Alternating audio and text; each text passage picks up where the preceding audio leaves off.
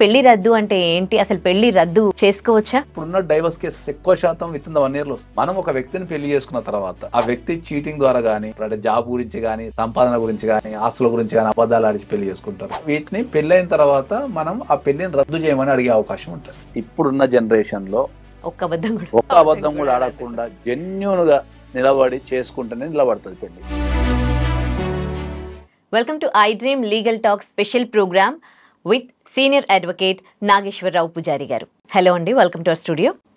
Sir, పెళ్ళిళ్ళు అయిపోయినాక చాలా మంది కలిసి ఉండలేక డైవర్స్ తీసుకుంటారు. డైవర్స్ అనే పదం వింటాం, కానీ ఈ మధ్య కాలంలో ఎక్కువగా వింటున్నాం అంటే పెళ్లి రద్దు అనేది. అంటే పెళ్లిని యాక్సెప్ట్ చెయ్యము, పెళ్లి రద్దు అని అంటున్నారు. అంటే ఈ పెళ్లి రద్దు అంటే ఏంటి, అసలు పెళ్లి రద్దు చేసుకోవచ్చా? ఇప్పుడు జనరల్గా ఏంటంటే మనకు తాతల కాలంలో కానీ కట్ చేస్తే మన తల్లిదండ్రుల కాలంలో కానీ వాళ్ళు పెళ్లి చేసుకునే టైంలో ఏంటంటే మన సమాజంలో ఒక సామెత ఉంది, 1000 అబద్ధాలు ఆడైనా ఒక పెళ్లి చేయాలి అని చెప్పేసి ఉంది.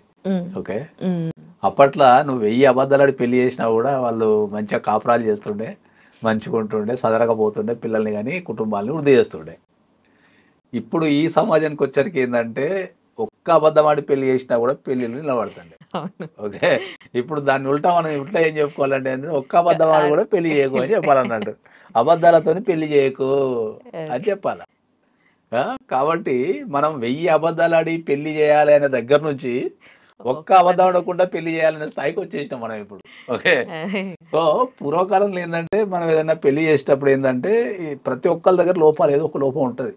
ప్రతి మనిషి దగ్గర ఏదో ఒక లోపం ఉంటుంది.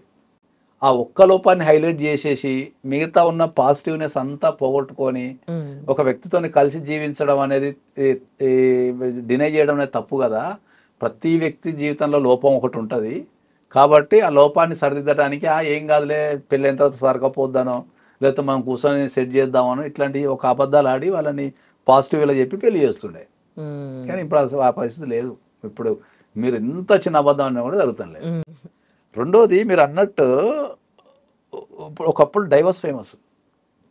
అంటే ఇద్దరు పెళ్లి చేసుకున్న వ్యక్తులు కొంతకాలం కలిసిన తర్వాత డైవర్స్ తీసుకోవడం అనేది చాలా ఫేమస్ ఒకప్పుడు. ఇప్పుడు దానికి ఉల్టాకి వచ్చేసి ఏమైంది, ఇప్పుడు అనల్మెంట్ ఆఫ్ మ్యారేజ్కి వచ్చేసినాం మనం.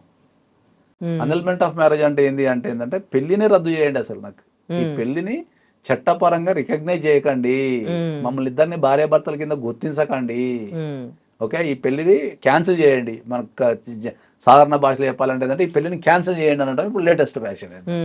అర్థమైందా? అది ఇప్పుడు జరుగుతున్న ట్రెండ్ ఇది.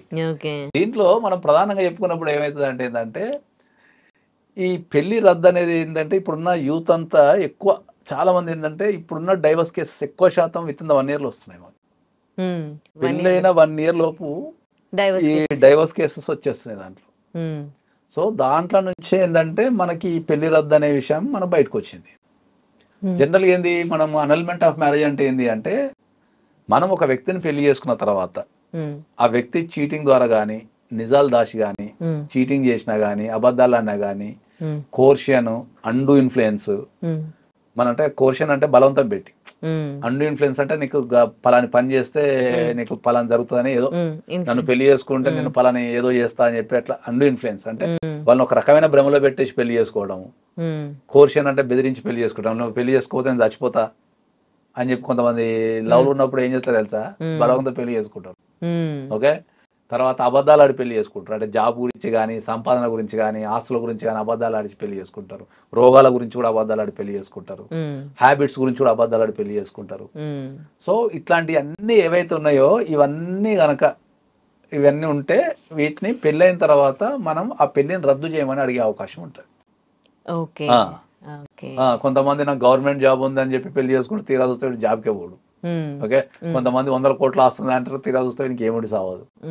సో అట్లా కొంతమంది జాబ్ గురించి, కొంతమంది అబద్ధాలు ఆడి, కొంతమందికి పెళ్ళైన తర్వాత దొంగతనం టాబ్లెట్లు వేసుకుంటుంటారు. తీరా చూస్తే ఏదో సైకలాజికల్ ప్రాబ్లం ఉంటుంది వాళ్ళకి, వాళ్ళు ట్రీట్మెంట్ తీసుకుంటుంటారు, పెళ్లి చేసేస్తారు. కొంతమందికి ఇంపార్టెన్సీ ఉంటుంది, కొంతమంది ఇంపార్టెన్సీ దాచి పెళ్లి చేస్తారు. అట్లా కొంతమందికి ఎఫ్ఐఆర్స్ ఉండి దాచి పెళ్లి ఇప్పుడు చేస్తారు. కాజ్ అనేది చూపించాలి అక్కడ పెళ్లి రద్దుకి. అనల్మెంట్ ఆఫ్ మ్యారేజ్ కి ఇవన్నీ కాజులు ఇవన్నీ. ఓకే. ఇవి కంపల్సరీ రోగం ఉంది నాకు దాచి పెళ్లి చేశారు. కొంతమందికి పిల్లలు పుట్టే ఉండదు, కొంతమంది సైకలాజికల్ ప్రాబ్లమ్స్ ఉంటాయి.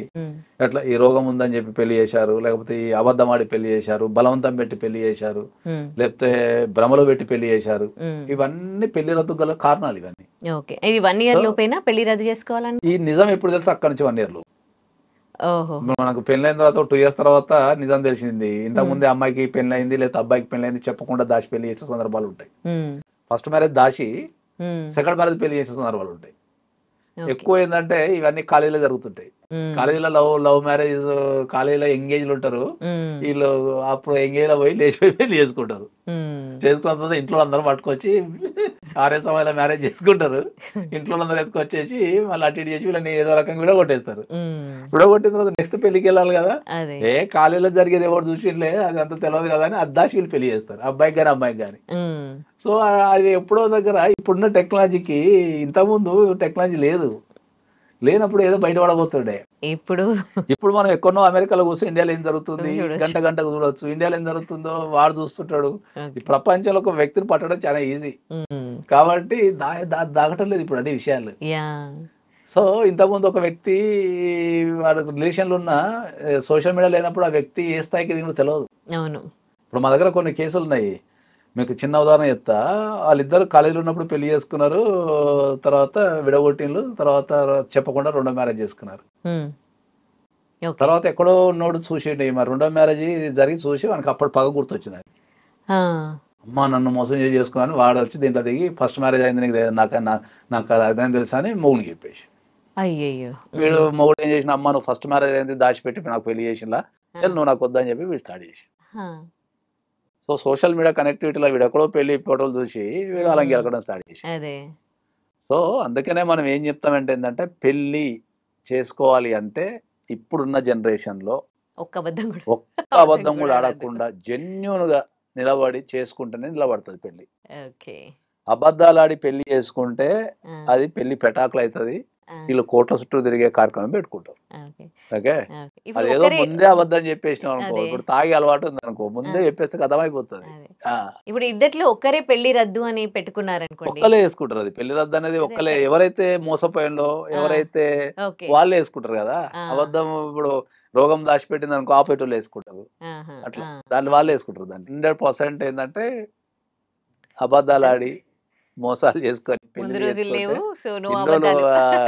లెక్క సమాజం అంతా ఏంటంటే అబద్ధం ఆడి పెళ్లి చేసినా కూడా మీ అందరం ఉన్నాంలే, వాడు అబద్ధం ఆడింది కదా ఇప్పటి నుంచి తాగకుండా మేము చూసుకుంటామని చెప్పి ఉంటుండే. ఇప్పుడు ఎవరిని పట్టించుకునే ఓపిక లేదు. కాబట్టి 100% ఇప్పుడున్న యువతకు చెప్పేది ఏంటంటే డోంట్ లై. ముందు నిజాలు చెప్పి పెళ్లి చేసుకుంటే తర్వాత కూడా నీకు ప్రశాంతంగా ఉంటుంది. అబద్ధాలు ఆడి గంట సేపు నెల సుఖంగా ఉంటుంది తప్ప తర్వాత జీవితం అంతా నరకేమో ఉంటుంది. Okay, thank you.